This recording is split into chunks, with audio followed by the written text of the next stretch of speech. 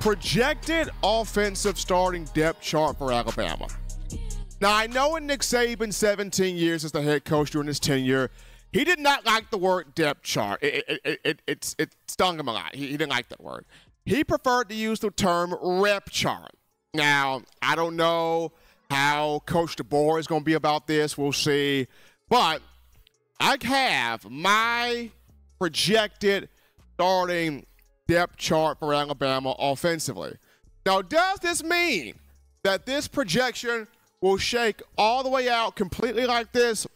No, but this is my projection based on the experience from last season and how these guys played in the spring, and then the guys that came in as summer enrollees, that type of thing right there. So we're looking at how will Alabama's offense look in the fall with King and DeBoer. So here we go. QB1, Milroe. Jalen Milroe will be QB1. He'll be QB1. He's worked his tail off. He's gotten better this offseason passing the football. Jalen Milroe will be QB1, barring any type of catastrophe. Running back one, I got Jam Miller slightly over Justice Haynes. Here's why. Both are good. Both are really good. But when I look at this offense under King and DeBoer, it's going to be a bit more pass happy, right? Going to be a bit more pass happy. And because of that, Jam Miller gives you a bit more versatility as a receiver. You go back to last season, Jam had 4 catches for 73 yards, including a wheel route from Jalen Milroe for a touchdown in the SEC title game against Georgia. So that's why I have Jam slightly over Justice, because Alabama looks to be more of a pass-first, pass-happy offense this season. Not saying that they will not run the football. They will, absolutely. But just the versatility that Jam brings, that's the reason why I would have him slightly over Justice Haynes as running back one. In terms of wide receivers here, wide receiver X at the top of the formation, I got Kobe Prentice, the most experienced guy of the group. Got like 49 catches, 651 receiving yards, 4 touchdowns across 2 years. So Prentice would be wide receiver X. Wide receiver H, or in the slot, Emmanuel Henderson or Ryan Williams. E-Man is gifted. He's talented. He's put it all together at that wide receiver position. People forget he came in 2022 as a running back, was flipped to wide receiver, grown a lot there, had a very good spring game. Ryan Williams, the guy is just a tremendous, explosive talent. You got to get this man the football because he can make plays in the slot, on the outside. I would like to see him returning punts. That's just me.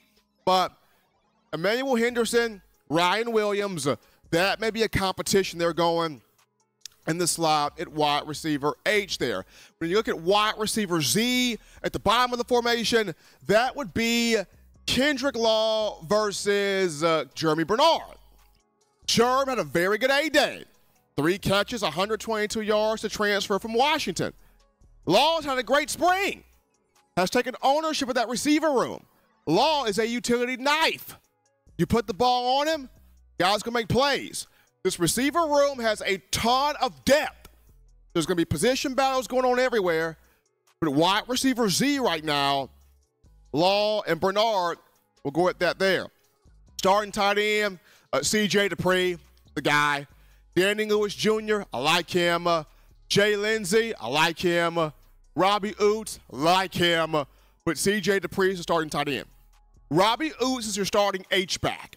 He'll be the guy blocking in the run game, but can also slip out there, catch the football, does very well in that H-back role. That's Robbie Oots. You go to the offensive line now. At left tackle, Caden Proctor back after taking a sip of tea and some crumpets at Iowa. He's back. So Caden Proctor at left tackle. At left guard, Tyler Booker. No surprise there. The guy's a mammoth of a man. Booker at left guard. Center, Parker Brailsford will be the center for Alabama this season. I know at center, you're kind of a bit thin.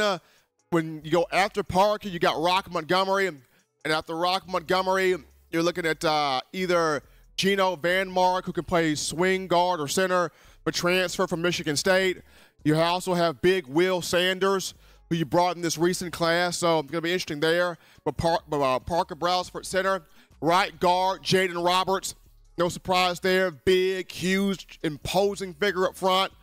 Got his starting opportunity against Texas A&M last season. Did not look back. And then right tackle, Wilkin Formby. This dude had an awesome spring.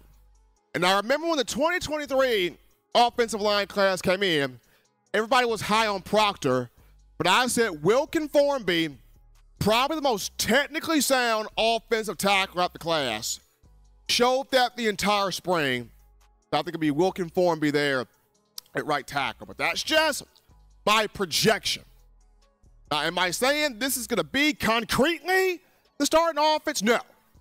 But based off of what I saw last season, what I saw spring football, and then the summer enrollees on here, this is just my projection here, at this time. Caleb Odom could work his way into potentially being a starter in that wide receiver room as well. We'll see how he goes about summer workouts, fall camp, that whole deal there.